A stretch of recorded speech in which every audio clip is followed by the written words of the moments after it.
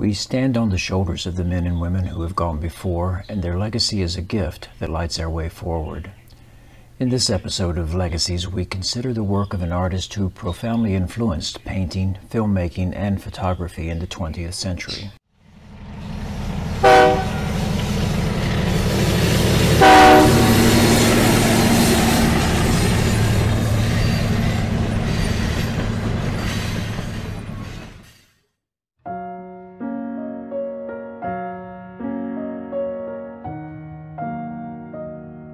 Edward Hopper was born in Nyack, New York in 1882.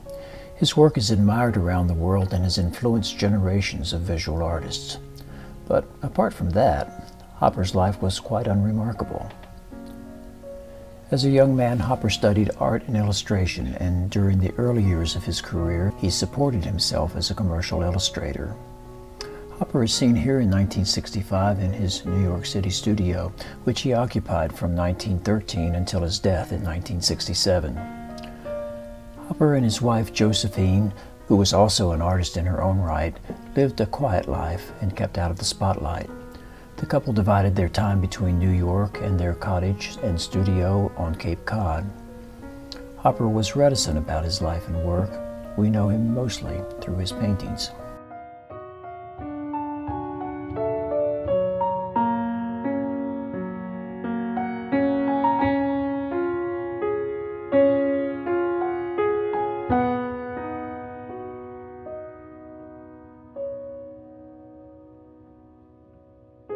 From 1850 onward, the railroad became a key element in the American landscape. The tracks spreading out across the land wrote the story of the country's transition from a rural, agrarian society to an industrial world with profound changes in man's relationship to nature. Many of these themes are explored in Hopper's work, so even though Hopper was not a so-called railroad artist, it is not surprising that the railroad figures in so many of his paintings. In Hopper's work from the 1920s and 30s, railroad subjects are integral parts of the landscape. Many of these paintings were done as the Hoppers traveled through New England and across the country to the Southwest and Mexico. They often painted side by side, as these two watercolors from Gloucester, Massachusetts demonstrate.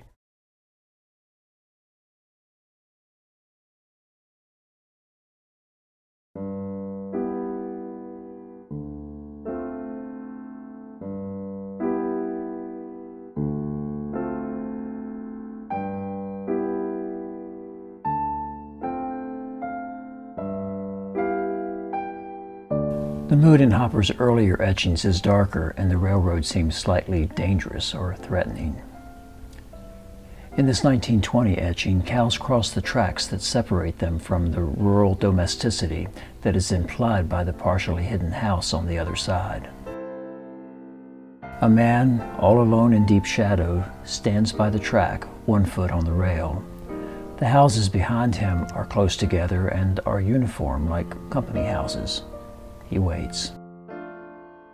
A locomotive seems to symbolize the industrial age, and it stands still before the dark and mysterious entrance to a tunnel. What lies ahead? In this 1925 watercolor made in Santa Fe, New Mexico, Hopper fills the frame with the locomotive. The colors of the locomotive and the natural surroundings are in harmony, and there is nothing to suggest the natural landscape that lies beyond the locomotive. In the kind of realistic detail that a rail fan would appreciate, the painting depicts Denver and Rio Grande number 177, a Baldwin 460. In Railroad Sunset, Hopper paints a far different picture of the railroad in the landscape. Here, the railroad seems to deny access to the beautiful sunset and the inviting natural environment on the other side of the tracks. The shining rails stand between us and nature. All is still, and there is no one in sight. Here again, the railroad forms a barrier. This time there is nothing but the embankment and the tracks which cut through the frame, partially obscuring the once proud but forlorn house. The house has been passed by, relegated to the past. The slight angle of the track seems to suggest movement, but there is nothing in the frame to show where the tracks come from or where they lead. One might say that in Hopper, the Hudson River School meets the 20th century. The focus is no longer on the pristine landscapes of the 19th century, but on the 20th century collision of civilization and nature. In Hopper's more mature work, the railroad separates the past from the present, and man finds no place in either. But let's not get carried away.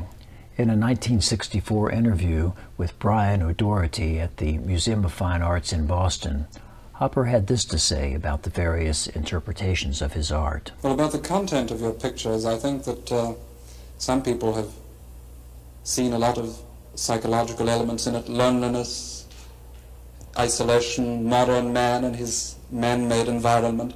How do you feel about that? Do you think that's true? Well, I think that's those are the words of critics, and I can't always agree with what the critics say, you know. It may be true and it may not be true.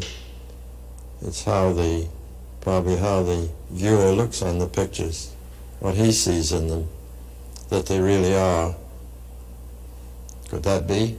I guess it could be.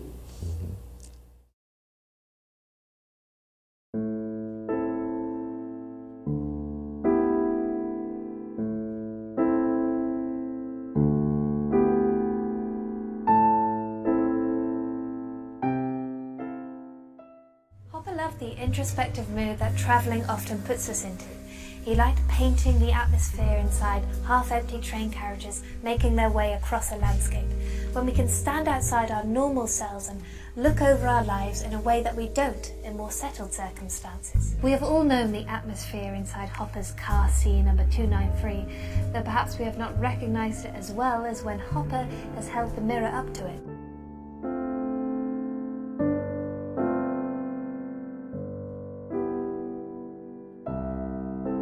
The term Hopperesque came to describe Hopper's unique visual language.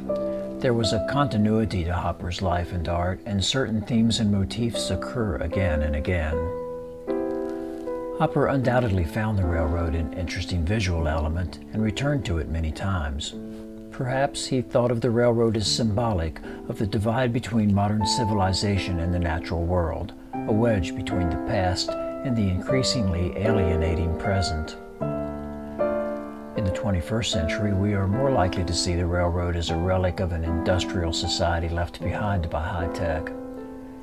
But above all else, Hopper's paintings help us see and experience the world with fresh eyes.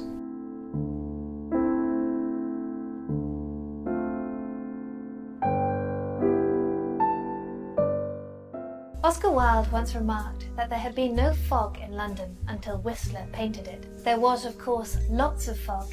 It was just that it was harder to notice its qualities without the example of Whistler to direct our gaze. What Wilde said of Whistler, we may well say of Hopper, that there were far fewer strangely haunting and consolingly beautiful service stations and train carriages, motels and diners before Hopper began to paint.